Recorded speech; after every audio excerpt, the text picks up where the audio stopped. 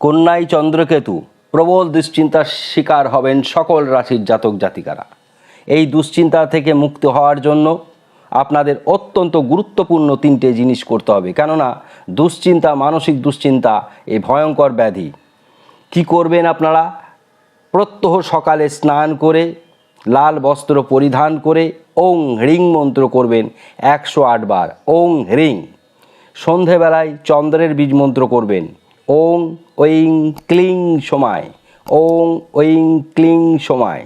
এবং সম্পূর্ণ নিরামিষ আহার করবেন শনিবার দিন। মদ্যপান করবেন না। কোন কোন গ্রহের কারণে মানসিক দুশ্চিন্তা তৈরি হয়? চন্দ্র, বুধ ও শনি। তার উপর যদি কেতু যুক্ত হয়ে যায়, সে দুশ্চিন্তা ভয়ঙ্কর আকার ধারণ করে। বর্তমানে হস্তা নক্ষত্রে কেতু রয়েছে, সঙ্গে চন্দ্র যুক্ত হয়েছে। এর প্রভাব কমবে চন্দ্র মেষ রাশিতে গেলে, ততদিন পর্যন্ত এই সমস্যা চলবে।